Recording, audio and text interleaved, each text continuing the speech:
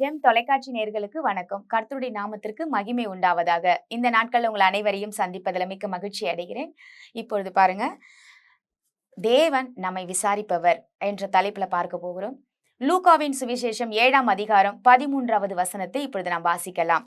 கர்த்தர் அவளை பார்த்து அவள் மேல் மனதுருகி அழாதே என்று சொல்லி, கர்த்தர் அவளை பார்த்து மனதுருகி அழாதே அப்படின்னு சொல்றார்.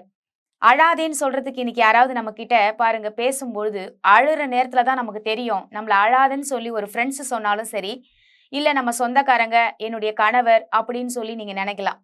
அழாதுன்னு சொல்லிட்டா அவங்கள நமக்கு ஒரு பெரிய விஷயமா இருக்கும். ஏன்னா அழுகிற நேரத்துல நமக்கு ஒரு ஆறுதல் தேவைப்படுது. அழும்போது பாருங்க நிறைய பேர் நம்ம கூட இருக்கவே மாட்டாங்க. நம்ம நல்லா சந்தோஷமா இருக்கும்போது, நம்ம கிட்ட பணம் இருக்கும்போது நிறைய பேர் இருப்பாங்க. ஆனா அழுகும் போது அவளுக்கு வேற வேலையே இல்ல, அழுமூஞ்சி, அவ அழுதுகிட்டே இருப்பான்னு சொல்லி தூக்கி போட்டு போறவங்க தான் இருப்பாங்க. ஆனா இந்த மகளை பார்த்து ஆண்டவர் சொல்றது என்ன சொல்றாரு பாருங்க, அழாதே மகளே அப்படின்னு சொல்றாரு.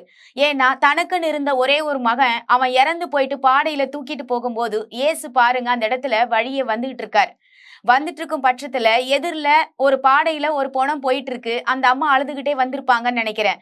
அப்போ அழாதே மகளே அப்படின்னு மனதுருகி பாருங்க அந்த பாடை கிட்ட வராரு. இயேசு கிட்ட வந்து அந்த அந்த பாடையை தொட்ட உடனே தூக்கிட்டு போறவங்க நின்னுறாங்க. ஆனா அந்த இடத்துல பாருங்க, உடனே அந்த இடத்துல இயேசு என்ன செய்யறாரு அப்படின்னா, எழுந்திரு மகனே அப்படின்னு சொல்லி அந்த இடத்துல ஒரு செத்த பொணத்தை யாராவது எழுந்திருன்னு சொல்லுவாங்களா? இது ஒரு பைத்தியக்காரத்தனமா இல்லைங்களா? அந்த நேரத்துல தன்னுடைய மகன் பிழைப்பான்னு அந்த மகன் நினைச்சு பார்த்திருப்பாங்களா? இல்ல. ஆனா அந்த இடத்துல ஒரு அற்புதத்தை தேவன் சந்திக்கிறாரு. அந்த இடத்துல பாருங்க, அவர் எழுந்திரு அப்படின்னு சொன்ன உடனே அந்த மகன் எழுந்திருந்து உடனே பேச தொடங்கிறானாம். அப்போ நம்ம பார்த்து யாராவது அழாதன்னு சொல்றதுக்கு கூட நாதி இல்லாம இருக்கோம். நம்மை பார்த்து விசாரிப்பதற்கு யாரும் இல்ல. நான் சாப்பிட்டனா இல்லையான்னு கேட்க கூட எனக்கு யாருமே இல்லைன்னு சொல்லி புலம்பிட்டு இருக்கோம். இதுதான் இன்னைக்கு வாழ்க்கையில நடந்துகிட்டு இருக்கு. இன்னைக்கு பணம் இருந்தாலும் சரி, பணம் இல்லைனாலும் சரிங்க, யாருமே வாழ்க்கையில நிம்மதியா இருக்கோன்னு சொல்ல முடியாது. நம்மை விசாரிப்பதற்கு எத்தனை பணம் வச்சிருந்தாலும், நம்மை விசாரிப்பதற்கு ஒருத்தர் இருந்தா அதோடைய ரேஞ்சே வேறதாங்க. நம்மை ஆதரிக்கிறதுக்கு ஒருத்தர் இருக்காங்க அப்படின்னா அதுவே ஒரு பூஸ்ட் நம்ம வாழ்க்கையில. இன்னைக்கு எத்தனை பேர் தனிமைப்பட்ட ஒரு வாழ்க்கையில வாழ்ந்துட்டு இருக்காங்க தெரியுங்களா? அவங்க வாழ்க்கையில ஒண்ணு கணவனால கைவிடப்பட்டவங்களா இருக்காங்க, ஒண்ணு மனைவியினால பாருங்க புறக்கணிக்கப்பட்டவங்களா இருக்காங்க, இல்ல பிள்ளைங்களால புறக்கணிக்கப்பட்ட ஒரு முதியோர்கள் பாருங்க, அவங்க கிட்ட போய் கேட்டா கதை கதையா சொல்லுவாங்க. என்னோட பிள்ளைங்கள 2 பிள்ளைங்களையும் ராஜா மாதிரி வளர்த்தேன். ஆனா கல்யாணத்துக்கு அப்புறமா என்னை கண்டுக்கவே மாட்றான்னு சொல்லி நிறைய பேர் முதியோர் இல்லத்துல வாழ்ந்துட்டு இருக்காங்க. அப்போ நம்மை விசாரிப்பதற்கு யாருமே இல்ல அப்படின்றதே பாருங்க பெரிய குறையா இருக்கு.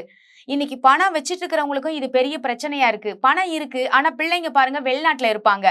இங்க பாத்துக்கிறதுக்கு ஆள் இல்ல. வெறும் பணத்தை வச்சு எல்லாத்தையும் சமாளிக்க முடியுங்களா? பணத்தை வச்சு ஒரு நல்ல ஆளை வேலைக்கு வச்சாலும் அவங்க அன்பா பாத்துக்குவாங்களா? தன்னுடைய பிள்ளை பாத்துக்கிற மாதிரி வருமா? இப்படிப்பட்ட ஏக்கத்தோடு வாழ்றவங்களை பார்த்து ஆண்டவர் இன்னைக்கு பேசுறது என்னன்னா, உங்களை விசாரிப்பதற்கு ஒருவர் இருக்கிறார். ஒருவேளை நீங்க தனிமையான வாழ்க்கையில இருக்கலாம், உங்க சொந்தக்காரங்களை விட்டுட்டு இருக்கலாம், உங்க உறவினர்களை விட்டுட்டு நீங்க தனிமைப்பட்டிருந்தா, என்னை விசாரிக்கிறதுக்கு யாரும் இல்ல, என் வாழ்க்கை ஏதோ போய்கிட்டு இருக்கு அப்படின்னு நீங்க நினைக்கலாம். ஆனா ஆண்டவர் உங்களை விசாரிக்கிற தேவன் அவர். அதனாலதான் உங்களுக்கு தினமும் அவர் உங்களை போஷிக்கிறார், உங்களை வழி நடத்துகிறார், உங்கள் தேவைகளை சந்திக்கிறார். எந்த மூலையில இருந்து உங்களுக்கு உதவிகள் வரும்னு தெரியாது. ஆனா ஆண்டவர் எப்படி இங்க ஒரு பாடையை பாருங்க, செத்து போன பாடையை இன்னும் கொஞ்ச நேரத்துல அடக்கம் பண்ண போகிற ஒரு பாடையில இருந்து ஒரு மனுஷனை எழுப்ப முடியும் அப்படின்னா, உங்க வாழ்க்கை முடிஞ்சு போகிறது மாதிரி இருக்கலாம். ஆனா ஆண்டவர் எழுப்ப அவர் வல்லமை உள்ள தேவனாக இருக்கிறார். அவர் விதவை நினைச்சு கூட பார்த்திருக்க மாட்டாங்க இல்லையா? எதிரில இப்படிப்பட்ட ஒரு தேவன் வருவாரு, இப்படிப்பட்ட காரியங்கள்லாம் நடந்து என் பிள்ளை மறுபடியும் உயிரோட எழும்பி என் கூட வாழ்வான்னு நினைச்சு பார்த்திருக்க மாட்டாங்க. உங்க வாழ்க்கையிலும் கூட தேவன் பெரிய அற்புதங்களை செய்ய அவர் வல்லவராக இருக்கிறார். எப்போ எது நடக்கும்னு தெரியாம நீங்க வாழ்ந்துகிட்டு இருக்கலாம், ஆனா நன்மையாகவே தேவன் மாத்துவார். அதையெல்லாம் ஒரு நாளைக்கு நீங்க நினைச்சு பார்க்கும்போது தேவன் அற்புதத்தை செய்கிற தேவன் நம்மோடு கூட இருக்கிறார், நம்மை விசாரித்து இருக்கிறார், நம்மை வழி நடத்துகிறார். ஆனா நமக்கு தான் இதை புரிஞ்சுக்கிறதுக்கு ஒரு மனநிலை இல்லாம இருந்திருக்கும்னு நினைச்சு உங்க வாழ்க்கையில நீங்க நினைச்சு பார்க்கிற காலம் வரும். இப்போ நம்ம எதற்கு நாங்க ஜெபிக்க போறோம் அப்படின்னா, நம்மை விசாரிப்பதற்கு யாராவது இருக்காங்களா அப்படின்னு சொல்லி ஏங்கி கொண்டிருக்கிற ஜனங்களுக்காக நம்ம ஜெபிக்க போகிறோம். எங்கள் அன்பும் இரக்கமும் நிறைந்த நல்ல தகப்பனே, நாங்கள் உம்மண்டையில் வருகிற சுவாமி.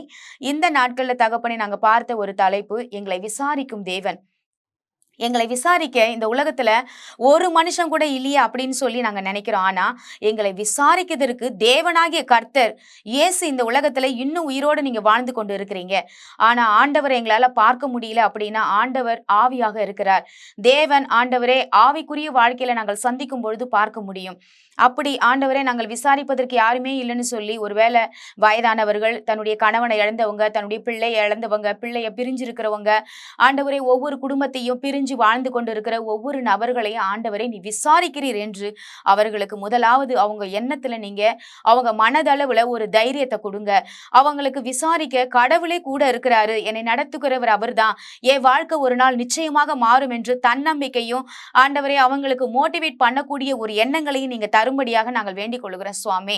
தனிமை இந்த உலகத்துல இருக்கக்கூடிய ஒரு விஷயம் ரொம்ப கொடுமையான ஒரு விஷயம். அப்படிப்பட்ட தனிமையை கொண்டு வருகிற பிசாசினுடைய கிரிகள் அழிக்கப்படுவதாக. மனிதன் தனிமையாய் இருப்பது நலமல்ல என்று ஏற்ற துணையை கொடுப்பேன் என்று நீர் வாக்கு கொடுத்திருக்கிறீர். அது நண்பராக இருக்கலாம், உறவினர்களாக இருக்கலாம், மனைவியாக இருக்கலாம், கணவராக இருக்கலாம். நீர் ஒருவரையும் தனியாக படைக்கிறதற்காக நீர் உண்டாக்கவில்லை சுவாமி.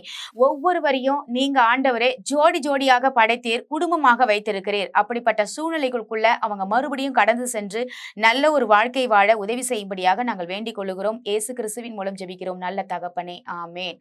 கர்த்தர் நம் அனைவரையும் ஆசீர்வதிப்பாராக. God bless you.